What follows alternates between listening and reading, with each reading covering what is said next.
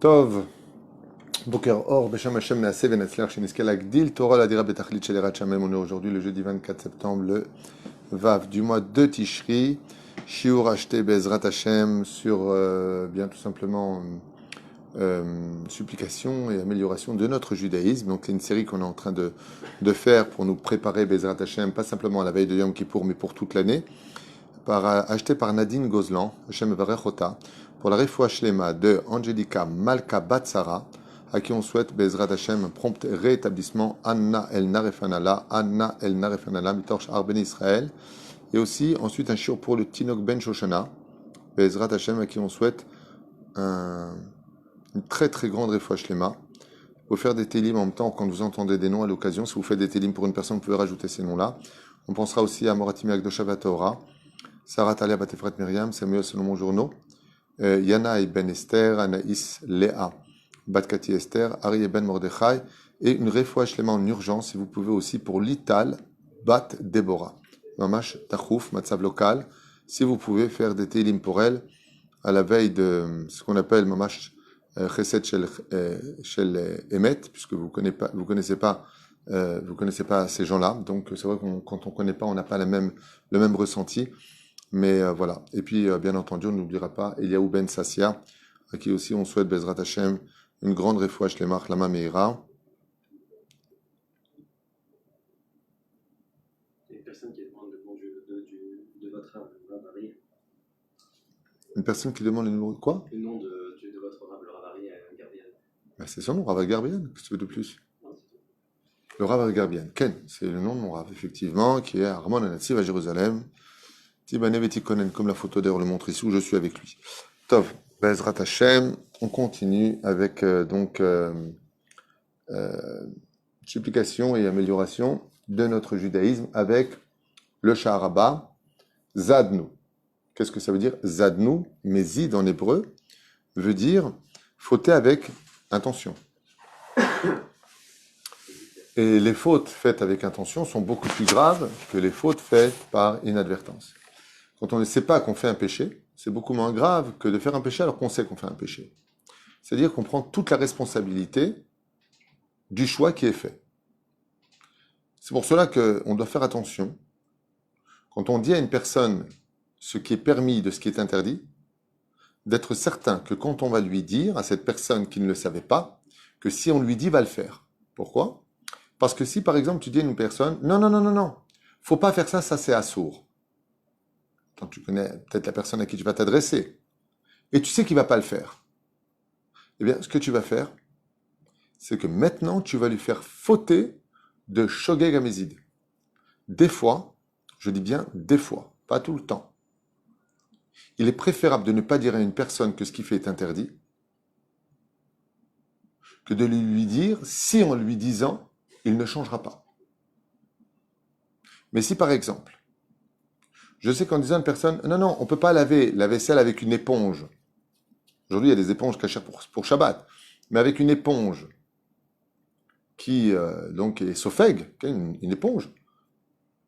Et tu sais que cette personne-là, peut-être pas ce Shabbat, ni le Shabbat d'après, mais elle est sur le chemin de la Teshuvah. Elle n'est pas opposée à ça. Elle ne le savait pas. Alors, tu lui donnes la solution. Pas lui dire, ça c'est Assour, Racha. Non. On n'est pas des flics, on n'est pas des ganénettes. Mais en disant, regarde, au lieu de prendre ça, parce que ça, il y en a qui disent que c'est pas bien de le prendre, c'est interdit, prends un sac, tu sais, pour laver la vaisselle, tu prends un sac en plastique, ça nettoie mieux que n'importe quelle éponge. C'est nickel, on a vraiment le gras tout. Hein? Tu donnes quelque chose à la place, c'est bien. Mais si tu dis à une personne, non, n'utilise pas une éponge, c'est juste un exemple, pendant Shabbat, ouais, et que tu sais que cette personne-là, elle va te dire, ouais, c'est des bêtises, tout ça, n'importe quoi, allez, et il continue avec son éponge. Maintenant, cette personne-là est au courant. Donc, avant, elle créait des anges gris. Maintenant, ils vont devenir noirs. Tu as obscurci le fait d'agir. Donc, je répète parce que c'est très important. Si tu sais que la personne, tu lui dis, elle cherche la vérité, elle le fait, c'est une grande misva. Mais il faut lui trouver les mots. Pas devant tout le monde, pas... Attends 2 secondes, je vais faire parce que tu as pris une éponge, je sais pas... Toujours le mot « je crois ». C'est pas la peine de te présenter comme un maître. C'est la source que tu viens de faire, Harry Potter. On n'est pas des sorciers, on n'est pas des... Ah non, je crois. avec humilité. Je crois que c'est assourd, je crois. Ah bon, t'es sûr? Enfin, tu veux pas vérifier? Ouais. Moi, une fois, ça m'est arrivé à la maison qu'une une personne donc, qui était invitée décide, le couple qui était présent, la femme décide de se lever et absolument de vouloir faire la vaisselle. Et qu'est-ce que fait cette femme? Alors qu'on avait rangé les éponges, elle cherche une éponge, elle nous fait la vaisselle avec l'éponge. La femme me dit, qu'est-ce que je fais? Je lui dis, tu fais rien, tu la laisses. Elle le fait de bon cœur, elle ne le sait pas. On arrive au dessert, et comme d'habitude, je demande toujours, la halachot chez nous à la maison, c'est les femmes qui les disent. Toujours. C'est ma belle-fille, c'est ma femme, c'est peu importe. Ma femme, c'est elle, plutôt des histoires. Mais ma femme n'est pas une femme de ça, elle raconte des histoires de Chassidut Ken. Aval Keikaron, je donne souvent aux épouses, aux femmes, de nous lire les halachot. Je donne cette importance, donc elles ont juste à lire, et après, des fois, elles me disent, mais qu'est-ce que ça veut dire? Et là, je leur explique, ou quelqu'un explique, pour qu'on fasse participer tout le monde. C'est mon minag chez moi à la maison. Et donc, à ce moment-là, et je dis à mon épouse, donne-moi le Shulchan Aruch. Shulchan Aruch, amen. Et quand on arrive au loi, au dessert, Kaot Rabbi, je prépare un peu la page, je dis voilà, tu nous lis. Et là, la femme me dit, alors, pour la vaisselle, alors c'est quoi le sujet? Elle me dit comme ça, elle me dit, faut pas prendre, absorber, machin, je ne comprends pas très bien. Et donc, elle dit, et il est interdit de faire la vaisselle avec une éponge. Elle me dit, oh bah alors mince, moi j'ai pris une éponge. C'est venu d'elle-même. C'est-à-dire que tu peux dire aux gens ce qu'ils ont à faire, mais trouve la sagesse qui ne va pas les tuer. C'est-à-dire que d'elle, j'ai pris une éponge. Alors attendez, Rav, l'éponge que j'ai pris là-bas, que j'ai pris en dessous quand j'ai cherché une éponge, j'avais pas le droit à ça? Je dis, je sais pas, apparemment de ce qu'il dit, non. Et c'est pour ça d'ailleurs que ma femme, si t'avais mis des éponges de Shabbat, il y a des éponges de Shabbat, elle dit, oui. Tout dans l'amour, tout dans la sagesse. Mais si tu sais que la personne, tu vas lui dire que c'est interdit, il en a rien à faire, il n'y croit pas, ton truc. C'est un autre qu'un mouchoir pour se moucher le nez, il en a rien à faire. Lui, il faut rien lui dire. Lama, d'abord, il va pas t'aimer parce que tu lui es en train de lui montrer qu'il est donc en dessous l'estime de la Torah. Deuxièmement, il n'est pas apte à le faire. Troisièmement, maintenant, il est passé de Shogeg à Mézid. Et c'est pour ça que la mitzvah de reprendre son prochain quand on le voit fauter finit par Ochiach tochechet amitecha velo tisa alafret. Ne fais pas voyager la faute sur lui. Ça veut dire quoi cette phrase en plus? Ne fais pas voyager la faute sur lui. Pourquoi on ferait voyager une faute sur lui? Si je lui dis d'arrêter, c'est pour qu'il arrête de fauter. Réponse oui.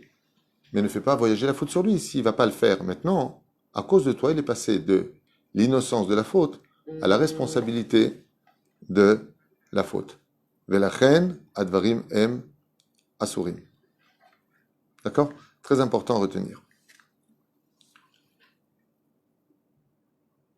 Nous avons prononcé, donc dans les fautes faites intentionnellement, le nom d'Hachem en vain.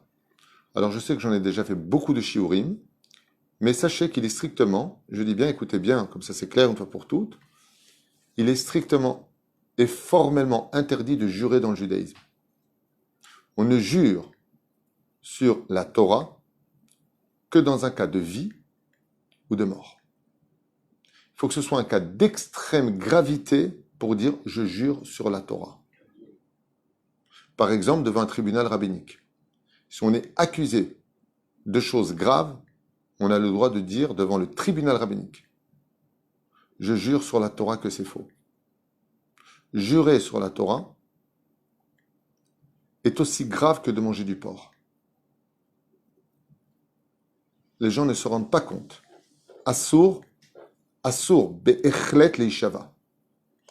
C'est un interdit des 10 commandements. Lotissa et shem al shem elokecha lashav, tu ne jureras pas sur le nom de ton Dieu. Il y a pire que ça. Il y a des gens, non seulement ils jurent toute la journée, mais ils jurent sur la tête de leur mère, sur la tête de leur père, sur la tombe de leur grand-père, sur la vie de mes enfants. Waouh! Tout ça pourquoi? Pourquoi les gens jurent? Parce qu'il est en colère. Sur la tête de mes gosses. Et il y a pire. Et là, carrément, ils sont complètement fous. Alors eux, par contre, c'est l'hôpital psychiatrique. Sur la tête de ma mère, qu'elle meurt à l'instant si je mens. Waouh! Oui, non, j'en ai entendu une fois avec quelqu'un sur la vie de mes gosses. Que Dieu me les prenne. Si, mais t'es malade. Mais t'es malade. Qu'est-ce que tu fais? Sur la Torah, sur les 10 commandements, sur la Torah d'Israël, sur la tête de ma mère, sur la tombe de mon père. À ce point-là, t'es menteur pour jurer quand tu dis des vérités? Tidou lachem. Tidou lachem. Le fait de jurer, dans le Kava Yachar, c'est un livre de Kabbalah. Pas vraiment Kabbalah. C'est un livre qui touche les moussagim de la Kabbalah. Il dit que celui qui jure dans ce monde, Yachar Yored le Griné Grinam, il est interdit de jurer, sachez-le. Tu as le droit de dire, écoute, franchement, je ne vois pas l'intérêt de mentir. Tu peux tout à fait dire, je te promets que c'est la vérité. Je te promets.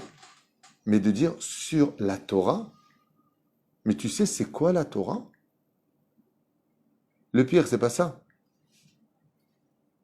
C'est comment ça sort, ça se dégaine. Oh, sur la Torah, qu'est-ce que c'est bon? Et pourquoi tu dis ça sur la Torah, qu'est-ce que c'est bon? Sur la Torah, le Mashiach, wow, il y avait un film sur la Torah, t'aurais vu comment il a sauté. Mais t'es malade. Bémet. C'est une façon de se sentir peut-être plus juif. De mettre sur la Torah. Mais Dieu veut que tu le mettes partout, mais pas comme ça. Partout, tu vois Dieu. Partout, tu étudies la Torah. Partout, tu vois des signes de Gdusha. Partout, tu vois le bien chez les gens. C'est ça, prendre Dieu avec toi. C'est pas sur la Torah, sur la Torah, sur la Torah, sur la Torah. Il y a même des voyous. Des gens qui se comportent mal. Il y en a des fois. Soit en moto comme ça, tu les entends passer. Ouais, sur la Torah, sur la vie de ta mère. Attends. J'ai pas compris. C'est quoi le. Ça fait quoi? Tu te sens plus juif maintenant? T'as un Sefer Torah dans les mains? J'ai pas compris. Tu dis, je jure sur la Torah, tu fais même pas Shabbat. Ce mec, il est extrêmement pieux. Il respecte la Torah dans les moindres détails. Et il va te dire une fois dans sa vie sur la Torah. Je comprends. Mais si vous observez bien, la majeure partie des gens, je dis bien la majeure partie, je parle de mes expériences personnelles, je n'ai pas la science infuse, qui passent leur temps de dire sur la Torah, sur la Torah, sur la Torah, ce sont des gens qui ne sont pas du tout religieux. Ce sont des gens qui mettent un peu de tuiles, un peu de trucs comme ça. Je ne juge pas. Comprenez bien, je ne suis pas en train de juger, je vous explique. Ça, c'est ce qu'on tape sur la poitrine. Le chiour s'appelle s'appliquer, les supplications pour devenir meilleur, t'améliorer. Aïe. Tafsik leishaba. Assour de jurer. Mettez-le bien dans votre tête. Assour de jurer. Et si vous êtes en colère et que vous avez besoin de dire votre vérité, dites je te promets que c'est la vérité. C'est tout ce qu'il y a à dire, pas plus que ça. Leishaba ze chamour meod. J'ai lu des commentaires qui disent qu'un homme il raccourcit les jours de sa vie s'il jure. Hachem shmo. Un homme bloquait son mazal à cause de ça. Rien qu'il jure et jure. Oh! Imaginez comme ça, je vous donne un petit exemple. Pour que vous réalisiez avec sourire ce que je suis en train de vous dire, parce que c'est dur à entendre, mais c'est une vérité qu'il faut savoir. Imaginez que vous êtes à côté du roi du Maroc ou le roi de je sais pas quel bled d'Arabie Saoudite, ou on s'en fiche, un roi. D'accord? Juste vous imaginez. Hein. Vous êtes assis à côté de lui, vous parlez avec quelqu'un de ch'touillotte, et vous dites comme ça. Sur la tête du roi, il a mis le but. Sur la tête du roi, j'ai adoré le repas. Sur la tête du roi, j'ai... C'est ce qu'il va te faire. Dis-moi, tu sais de moi que tu parles? Ça te viendra à l'esprit de jurer devant le roi que tu jures sur sa vie pour des ch'touillottes? Imagine maintenant pas un roi. Imagine que toi, tu es à côté et qu'un étranger dise « Je te jure sur la vie de ce mec que j'ai raison. » Qu'est-ce qu'il va dire le mec? Dis-moi, tu as trouvé que ma vie? Pourquoi tu jures sur moi? La Torah, c'est comme ça qu'elle réagit. Pourquoi tu jures sur moi? Je suis ton copain, moi? Moi, je suis quoi, ton petit chien en laisse? Tu jures sur moi? Le Rav Ovadia, on l'a jamais entendu jurer de sa vie. Lui, il aurait pu jurer, parce qu'il honorait cette Torah-là. Il était l'ami de la Torah. La reine, je vous le demande. Les Tovatrem, non les Tovatim, moi vous jurez pas, j'aime tous les juifs, je suis pas là pour juger, mais là, il y a les textes qu'on a en face de nous. Nous avons prononcé le nom d'Hachem en vain et nous avons juré pour rien. Assour de jurer, Nekuda, mettez ça dans votre tête, ça faut le bannir de votre bouche. Sur la Torah, sur la vie de... En plus, c'est combien de gens se mettent dans la difficulté?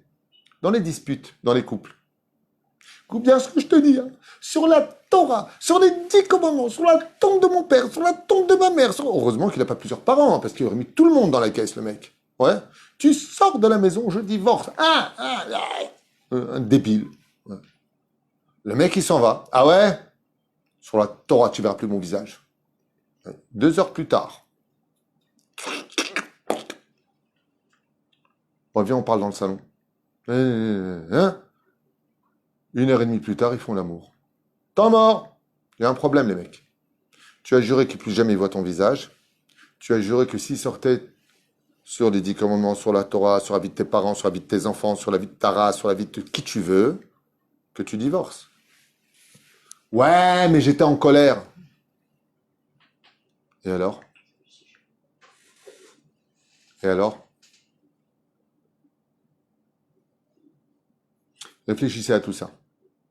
Parce qu'une parole, déjà à la base, Tam, quand elle est lancée, elle retombe automatiquement sur terre. Mais alors quand tu jures, elle est gravée. Donc, ne t'étonne pas près des dégâts. Comment réagir quand on entend des gens jurer sur la Torah, sur la vie comme ça? Je leur dis toujours, moi ça m'arrive souvent, même des gens de ma famille, des gens entendent jurer, il ne faut pas jurer. Je leur dis, il ne faut pas jurer. Il ne faut pas jurer. Ok? Toi, j'étais avec des personnes, au Méchané, j'étais au restaurant, il y a une personne qui n'arrêtait pas de dire des mots vulgaires, je me suis levé, je suis parti, j'ai regardé ma mère, je lui ai dit, excuse-moi maman, annule-leur. Il faut savoir aussi faire passer des messages, avec courtoisie, mais être clair. Mais une personne qui jure, moi je dis souvent, quand on vient me voir pour des affaires, on me dit, voilà, vous pensez quoi? Il s'appelle un tel. Je dis, quand tu as parlé avec lui, il t'a juré ou des trucs comme ça? Oh, il n'arrête pas de jurer. Fais surtout pas d'affaires avec les gens qui jurent. Ce sont des gens qui sont aussi solides que des sables mouvants. N'ont aucune parole. Celui qui jure est un menteur systématiquement. C'est prouvé. Les gens qui jurent sont des menteurs.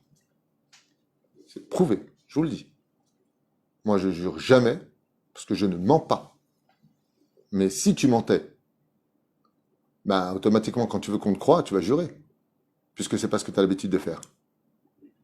Donc, qui jure en général? Ceux qui d'abord ne donnent aucune valeur à la parole, aucune valeur à la Torah, et aucune valeur à leur propre parole. Combien de fois on a dit, allez, vas-y, prends-moi un billet d'avion. Mais sur la Torah, tu crois que je vais te planter, sur la Torah, tu crois que je vais te planter, sur la Torah. Bah alors, t'es où? Ah, j'ai pas pu, ma mère, elle m'a appelé, tu comprends. T'as juré. T'as fait une joie. C'est un éder. Une joie, c'est plus qu'un éder.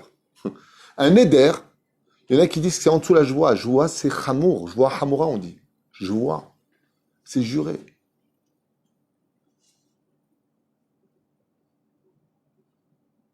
À vous de voir. Encore une fois, il y en a qui peuvent dire ouais, j'aime pas ces cours, machin. Je vous rends service. Parce que vous le vouliez ou pas, ce que je vous dis, moi j'ai des références. Mais de jurer comme vous le faites, il n'y a pas de référence. T'as Simoulev lésé, et surtout arrête avec ça. Parce qu'après, les gens s'étonnent de pourquoi j'ai pas de chance, pourquoi ça va pas, pourquoi j'ai perdu ça, pourquoi j'ai perdu ceci, pourquoi j'ai perdu cela. Habibi, tafsik. La Torah, c'est un code de vie qui t'enseigne que quand tu passes au feu rouge, tu peux faire un accident. Jurer, c'est un feu rouge. Ne jure pas. Est-ce que j'ai été clair? Rien que pour ça, il fallait écouter ce cours. Rien que pour ça. Ok? Il y a une personne qui pose la question, est-ce que dire ma parole si tu fais pas ça, c'est jurer? Vadaï? Ça veut dire que si tu dis ma parole, je fais pas ça et que tu donnes pas de valeur à ta parole, ne t'étonne pas que quand tu pries, ta prière, elle ne monte pas plus haut que le mur, que le plafond. Souvent, les gens me disent, je comprends pas, on prie, ça sert à rien. Je dis, mais ça dépend de ce que tu fais de ta parole. Dieu reçoit la valeur de ta parole comme toi, tu la donnes sur terre. Si ta parole n'a pas grand-chose comme valeur à tes yeux, eh bien, quand elle monte, Dieu, il voit une espèce de fumée qui veut rien dire. Mais les gens qui ont une parole, les gens qui ont... Il n'y a pas besoin de dire, je te donne ma parole. Ça fait combien de temps que tu me fréquentes? Est-ce que tu m'as déjà entendu une fois te dire, je te donne ma parole? Quand je te dis, on fait court, on fait court. Quand je dis, je viens. Quand je peux pas, je te dis, blinéder. C'est bien Adam normal. Il faut être quelqu'un de normal, il faut se travailler. Et n'oubliez pas un détail. Moi aussi, j'ai fait partie de ces petits jeunes, il y a très longtemps, qui juraient constamment sur la Torah. Mais je me suis amélioré. Je suis pas mieux que les autres, moi. Je suis pas un mètre face à des centimètres. Toutes les erreurs que je lis ici, je les ai commises. Mais je me suis amélioré. C'est le but du chiour. C'est là. On avance. Nous nous sommes adonnés à la prostitution en suivant notre cœur et nos yeux. Malheureusement, encore une écouda que je suis obligé de relever à toute vitesse. Le fait de toucher l'interdit Avoir un shidour, de se tenir main dans la main, est strictement interdit par la Torah. Puis après, on se fixe une date de mariage et après, on se lâche, puis on va ensemble.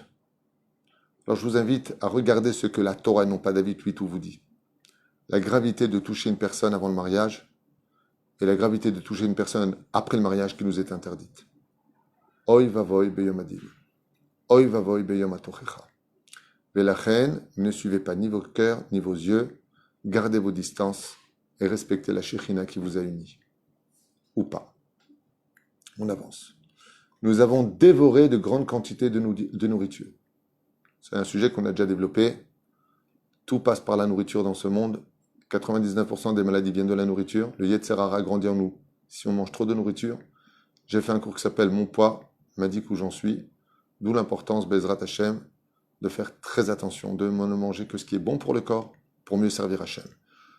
Au-delà de cela, ça nourrit que le Yetzer Hara qui est en nous. Point final. Nous avons dénigré Akadosh Baruch Hu. Nous avons dénigré nos parents, nos maîtres. C'est-à-dire, on n'a pas tenu compte d'eux. Donc, encore une fois, on a le droit de ne pas s'arranger avec ses parents. Des fois, ça ne le fait pas avec les parents. Les parents ont des fois un seul caractère, ou les enfants ont un seul caractère, ou il y a incompatibilité. Mais ça ne veut pas dire que tu dois manquer de respect. Respecter, c'est une règle qui est valable pour toutes les raisons, sauf une. Aval, de ne pas s'entendre, en malasot. J'ai rencontré une personne qui je pose la question, je lui ai dit, tes parents, ça va? Tu me dis, je sais pas. Je sais pourquoi. Pourquoi tu te renseignes pas comment ils vont? Il dit, parce que j'ai des parents qui ne savent rien faire d'autre que des histoires.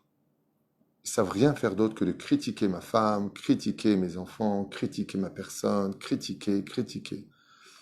Donc, je leur manque pas de respect, mais j'ai compris que chaque fois que je vais les voir, c'est pour en prendre plein la tête. J'ai plus la patience. Depuis que je suis petit, c'est comme ça. Je peux plus. Mais je m'inquiète, s'ils ont besoin de quelque chose, je serai là. Si je suis à Tatsolek. Si c'est comme ça, Zanemevi notre. Si c'est constamment pour en prendre plein la tête, il n'y a pas de de souffrir. Abba le respecter, Zechova. Bezrat Hashem. Une question qui a été posée par rapport au neder qu'on fait. On peut faire teshuva comment sur les moments où on a juré sans ça? D'abord et avant tout, il y a Kal Nidre, donc la chance de Yom Kippourim qui annule tout ça.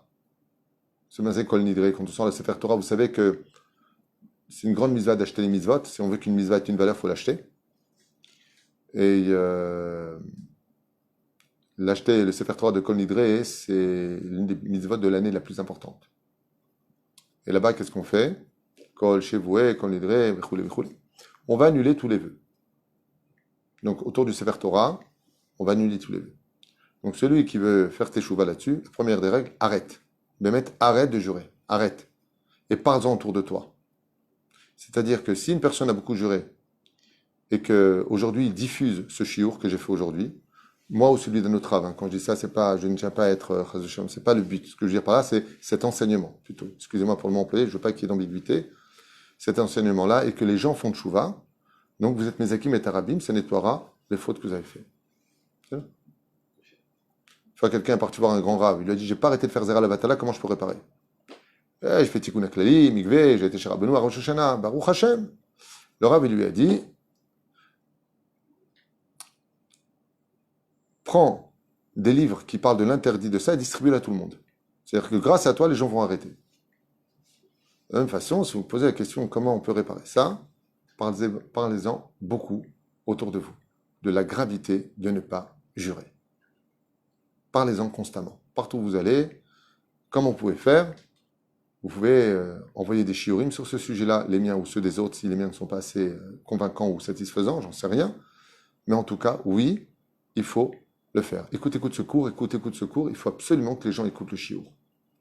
Et ainsi donc, Bezrat Hashem, vous aurez divulgué une vérité qui empêchera une hémorragie, on peut dire assez fréquente, malheureusement, où les gens dénigrent en voulant s'attacher au judaïsme et à la Torah à travers cela. Ce que je veux dire par là, c'est que je connais quelques personnes, pas beaucoup, qui, tout leur judaïsme, chez eux, c'est de jurer sur la Torah. C'est leur façon à eux de se sentir juifs. Puisque je te jure sur la Torah. Et la Torah lui dit, je t'en supplie, jure sur tes yeux, sur ta race, sur ce que tu veux, mais pas sur la Torah. Même sur sa race, on ne peut pas, parce qu'on est race juif. Les Tunisiens, ils ne jurent pas sur leurs yeux. Ils ont peur de le perdre.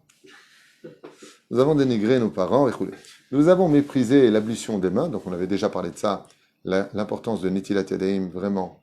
Non seulement ça apporte la bracha, non seulement ça apporte la parnassa, mais de qui plus est, ça nettoie l'homme de ses fautes. Nous avons jeté les rognures. D'ongles n'importe où. Il y a aussi une faute qu'on ne fait pas attention, c'est de jeter ses ongles n'importe où. Vous savez, les gens qui rongent les ongles et qui les jettent par terre. La Gemara nous dit qu'il faut faire très attention à ça. C'est repris par le Shulchan Aruch qu'une femme enceinte, qui marcherait sur cet ongle-là, pourrait perdre son enfant. Ce qui fait qu'imaginez un homme se ronge les ongles, il le jette par terre, il s'en va. Une femme arrive derrière, s'assoit, et elle marche sur cet ongle, elle peut perdre son enfant. À cause de ça. Ce qui fait que quand on arrive à Rosh Hashanah ensuite, cet homme est accusé d'avoir tué par inadvertance un enfant. Attends, lui, il n'est pas au courant.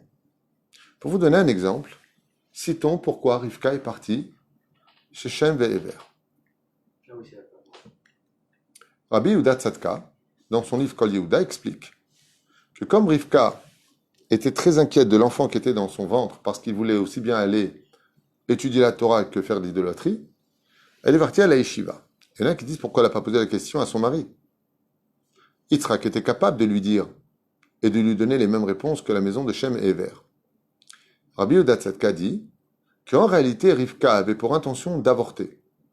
Mais comme on n'a pas le droit chas veshalom de faire un avortement, ce qui est considéré comme étant un meurtre réel dans le judaïsme, réel, avorter, il faut une autorisation de Dayan, dans les conditions, donc si c'est avant les 40 jours depuis sa conception, il y a beaucoup de conditions à cela, mais il n'y a qu'un tribunal rabbinique, même pas un rab, un Dayan ou un Gdolador, qui peut donner une telle autorisation pour des raisons qui sont très difficiles. Donc qu'est-ce qu'elle a fait, elle?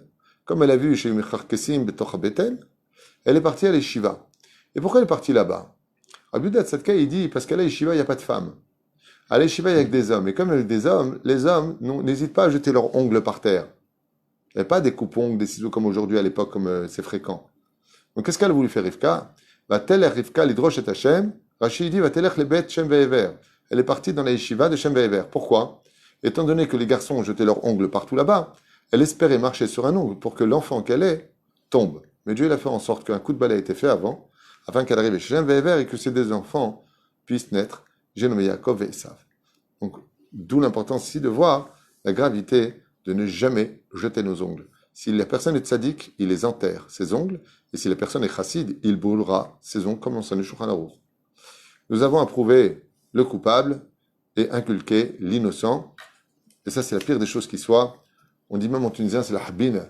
Quand quelqu'un a raison et qu'on lui donne tort, et que l'autre a tort et qu'il a raison, c'est tuer une personne vivante. On peut dire que les spécialistes dans ce domaine sont les pervers narcissiques, qui sont vraiment les plus grands manipulateurs de ce genre d'action, de se faire passer, eux, pour les victimes, et les victimes pour les bourreaux, au sein de la propre famille de la victime. Et ça, c'est quelque chose qui tue de l'intérieur. Parce que justice n'est pas faite. En d'autres termes, c'est lui qui fait du mal, même dans le travail. C'est horrible de se sentir une chose pareille. Et il dit, il faut faire très attention à cela, de ne jamais approuver le coupable et d'inculper l'innocent, mais bien au contraire, de savoir inculper le coupable et d'innocenter celui qui n'a rien fait. Baruch Adonai Leolam Amen Ve'Amen. Que ce shiur Bezrat Hashem soit pour la réfoua de tous les malades d'Israël.